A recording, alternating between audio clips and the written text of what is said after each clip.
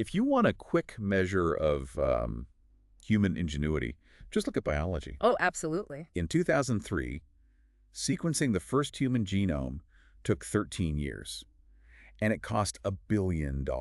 Yeah. $1 billion. It was a Herculean effort, truly. Yeah. And now you fast forward just a couple of decades. It's a completely different world. It really is. Today we have what's called third-generation sequencing, and well, it's revolutionary. You can hold a device, maybe the size of a candy bar, that just plugs into your laptop with a USB cable. And you just, feed the DNA into it? You thread a single long DNA strand through a tiny protein pore, a nanopore, that's sitting in a membrane. And as it goes through, you just get the sequence instantly. Instantly. It's the ultimate biological shortcut. That leap is exactly what we're diving into today. Right.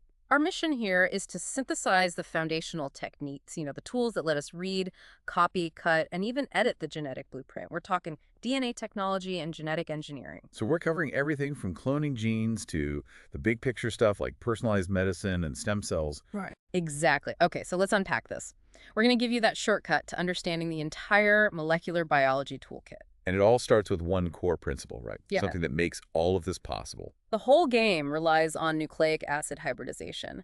It sounds complex, but it's really not. It's just base pairing. A sticks to T, G sticks to C. That's it. It's the simple, reliable pairing of complementary nucleic acids. So if you know the sequence of a gene you're looking for, you can always create a complementary strand, a probe, that will find it and stick right to it. And that sticking principle is how we read DNA. The old methods are out for big jobs. Now we rely on something called next-generation sequencing. Can you walk us through that without it sounding like a technical manual? I'll try. Think of it like mass production. You start with a genome, and you just chop it up into millions of tiny fragments. Okay, so you have a huge pile of tiny DNA pieces. Right. Then you copy or amplify those fragments and stick them onto a glass surface. Then you build the complementary strand, but here's the trick. You do it one nucleotide at a time. And the next-gen part is that you're watching this happen in real time. Correct. As each nucleotide gets added, a little flash of light is produced, or there's an electronic signal. And because millions of fragments are being synthesized at the same time, in parallel, you can read massive amounts of DNA sequence incredibly fast. But the nanopore thing you mentioned at the start, that's even a step beyond.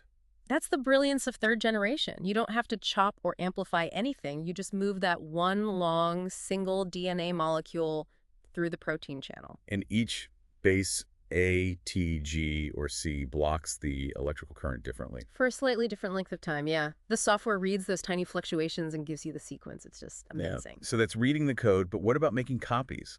A lot of copies. That's gene cloning, and for that, we basically have to hijack a bacterium. We do. We use plasmids.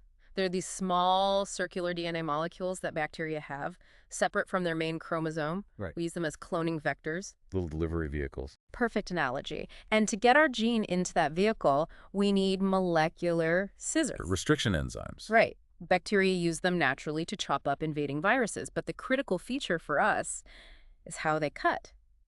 They don't just snip straight across. The most useful ones don't, no. They make staggered cuts, cleaving the two backbones unevenly. Which leaves you with these little single-stranded overhangs. Exactly. We call them sticky ends. And because they're complementary, DNA from a human gene and DNA from a bacterial plasmid, if they're cut by the same enzyme... Their sticky ends will match up and stick together. Temporarily, yes. To make that bond permanent, you need the molecular glue. DNA ligase. DNA ligase. It creates a stable recombinant DNA molecule. Then you pop that back into a bacterium, and every time the cell divides, it copies your gene for free. That's gene cloning. Okay, so you've done your cloning. How do you check if it worked, or even just see the DNA you're working with? For that, you turn to the workhorse of every molecular biology lab, gel electrophoresis. The DNA racetrack. Yes. It's basically a molecular sieve.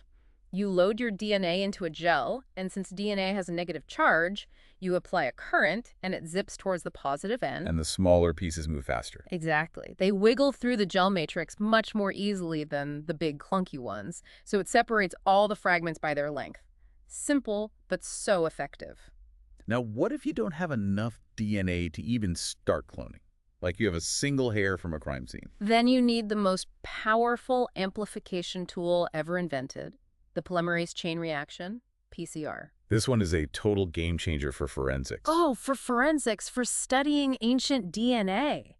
It's incredible. It can take one tiny, even degraded sample and make billions of copies in a few hours. And it's just a cycle of 3 steps over and over. You heat it up to separate the strands. Terry. You cool it down so that these little primers can stick on. Really? And then an enzyme builds the new strands, extension. But the heat should destroy that enzyme, right? A normal one, yes. The whole secret to PCR is using a special heat-stable enzyme, Taq polymerase. From those bacteria that live in hot springs. Exactly. From Thermus aquaticus. Because it's heat-stable, it just cruises through the high-temperature denaturation step, ready for the next cycle. It's what makes the whole automated process possible. That's brilliant. But okay, if you're using bacteria to make human proteins, there's a problem. The eukaryotic gene expression challenge. Why do bacteria sometimes fail? Two main reasons. First, bacteria can't do post-translational modifications. They can't add the sugars or lipids that a lot of our proteins need to fold and function correctly. And the second reason is introns. Right. Our genes are full of these non-coding regions, introns, that get spliced out. Bacteria have no idea what to do with them. So you can't just give a bacterium a regular human gene. You can't. You have to give it a version that's already processed. You have Yeah. to make complementary DNA or cDNA. How do you do that? You start with the mature mRNA from a human cell, the one that's already had its intron spliced out. Then you use an enzyme called reverse transcriptase to make a DNA copy of it. Ah, so you get an intron-free gene ready for the bacteria to read. Precisely. And that brings us to the next big question. Figuring out what a gene actually does. Right. And to do that, you need to know when and where it's turned on. You have to find its mRNA. And we have some amazing tools for that. One is in situ hybridization. You design a nucleic acid probe that's complementary to your target mRNA, and you stick a fluorescent tag on it. And then you just wash it over a whole organism like a fruit fly embryo. And you get these beautiful images where you can see exactly which cells are lighting up. You can see, this group of cells expresses gene A, and this group right next to it expresses gene B, and see how they pattern the developing body. That's amazing. What if you want to measure how much mRNA there is? For that, you'd use reverse transcriptase, PCR, or RT-PCR.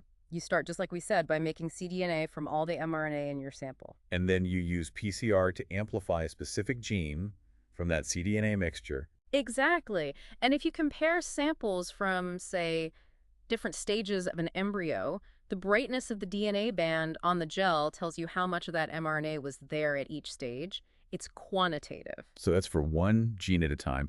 What about looking at everything, the whole genome? For that, the classic technique is the DNA microarray assay. This is a little glass slide with thousands of tiny spots on it. Each spot contains a known single-stranded DNA fragment from a different gene. This is where we get those cool red and green images, right? That's the one. You could, for instance, take mRNA from cancer tissue and make red-labeled cDNA, and mRNA from healthy tissue and make green-labeled cDNA. Then you mix them together and wash them over the microarray chip. Right. And the color of each spot tells you the story. Red means that gene was turned way up in the cancer cells. Green means it was on in the normal cells. And yellow means it was on in both. And black means it wasn't on in either. It's a snapshot of the activity of thousands of genes all at once. But there's newer, more precise way now, isn't there? Yes, RNA sequencing, or RNA-seq. Instead of using a microarray, you just sequence all the cDNAs you made from the sample's mRNA. It's more accurate, covers a wider range, and you don't even need to know the genome sequence beforehand. So once you know where and when a gene is on, how do you nail down its function? You have to break it right. Often, yes. You turn to gene editing. You can do things like in vitro mutagenesis to create specific gene knockouts, but the absolute game changer in this space has been CRISPR-Cas9. We hear that name everywhere. What makes it so much better? It's a guided missile system for your DNA. The Cas9 part is the enzyme, the scissors that do the cutting, but the magic is in the guide RNA.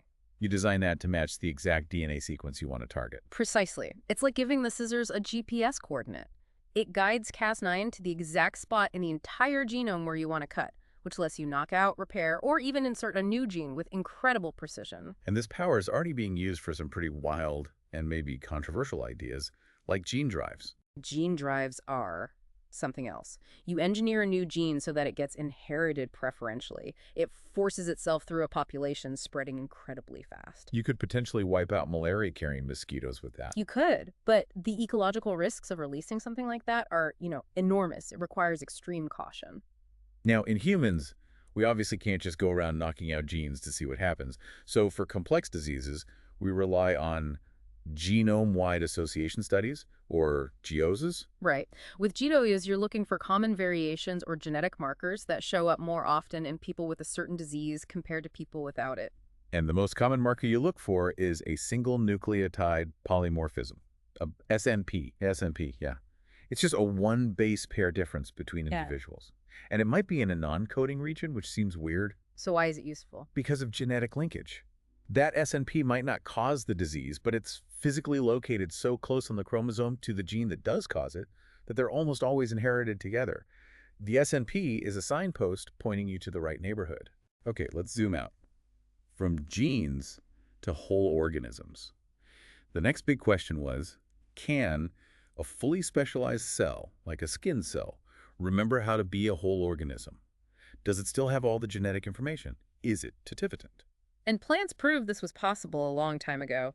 Back in the 1950s, scientists took a single cell from a carrot root, put it in a culture dish, and Grew a whole new carrot. grew a whole new carrot. So for plants, yes, differentiated cells are tutipotent. But animals were much, much harder. The big breakthrough was somatic cell nuclear transfer, SCNT. Right, and the process is, it's delicate. You take an egg cell, and you physically remove its nucleus. That gives you an enucleated egg. An empty vessel. Exactly. Then you take the nucleus from a normal adult cell, a somatic cell from the animal you want to clone, and you put it into that empty egg. And then you sort of kickstart it to make it think it's been fertilized. You give it a little jolt of electricity, and it starts dividing. This is how they made Dolly the sheep in 1997. It is.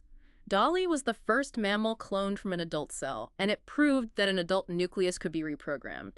But it wasn't perfect. Right, Dolly had issues, like early arthritis, and other clones have had problems. Why? It comes down to epigenetic reprogramming. When a cell specializes, its DNA gets covered in chemical tags, like methyl groups, that turn genes on and off.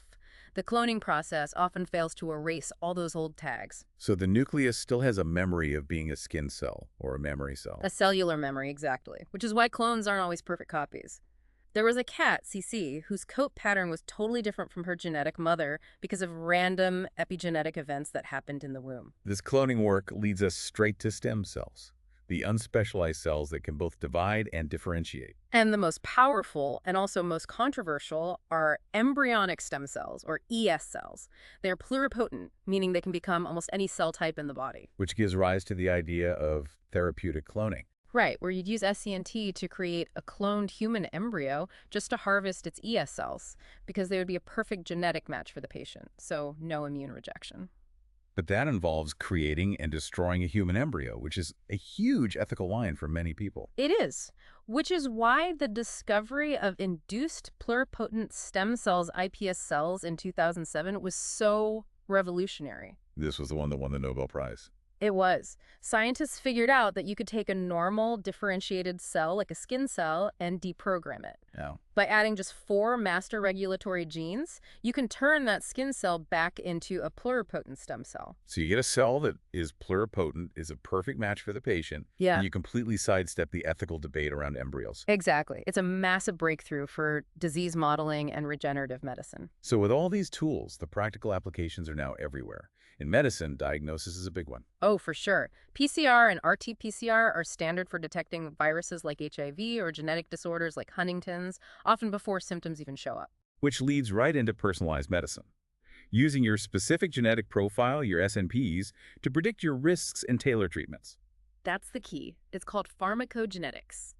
We can know ahead of time if a drug will work for you or if you'll have a bad reaction, all based on your genes that control drug metabolism. And for therapies, we can use engineered cells as factories to produce proteins like insulin, or even use transgenic farm animals. Yes, you can engineer a goat, for example, with a human gene so that it produces a therapeutic protein like antithrombin right in its milk. Then you just purify it from the milk. For single gene disorders, there's gene therapy. Right, where you try to introduce a correct copy of a defective gene into a patient's cells, like their bone marrow stem cells, to treat diseases like SCID. And now with CRISPR, the goal is to just go in and directly correct the typo in the DNA for something like sickle cell disease. That's the ultimate promise. But again, it raises enormous ethical questions about whether we should ever use these tools on germline cells' sperm or eggs, which would pass those edits on to all future generations. A huge debate. Okay, shifting gears a bit. Forensics. We now talk about a unique genetic profile. Yes, and that profile is built by looking at short tandem repeats, or STRs. These are little stretches of DNA, just 2 to 5 nucleotides long, that repeat over and over. And the number of repeats is different for everyone. It's incredibly variable. So you use PCR to amplify a set of these STR regions from a DNA sample, and the length of the products tells you how many repeats a person has at each location. And the odds of two unrelated people matching across all the standard STR markers are. Practically zero. It's incredibly accurate. It's been used to free hundreds of wrongly convicted people and solve paternity cases, even for historical figures like Thomas Jefferson. And finally, agriculture. We're creating genetically modified organisms, GMOs, with all sorts of traits. All sorts. Pest resistance, herbicide tolerance, better nutrition. There are even efforts to engineer rice to use a more efficient type of photosynthesis. But all of this power, especially GMOs and gene drives, forces us to confront some serious safety and ethical questions. Absolutely. From the risk of creating new allergens to the worry about superweeds if genes for herbicide resistance escape into wild plants. It really underscores the need for caution and oversight. Humility and caution, definitely. But we've covered the whole toolkit today. From the basics of reading and copying DNA with sequencing and PCR to watching genes in action with probes and microarrays, all the way to cloning organisms and creating pluripotent stem cells. So here's where it gets really interesting. We've talked about how a tool like a gene drive can massively accelerate evolution in an insect population, maybe wiping out a disease in a few generations. What does it mean for the future of life on Earth if human DNA technology, and not slow natural selection, becomes the main conscious force shaping how other species evolve? It's the ultimate consequence of the tools we now hold in our hands.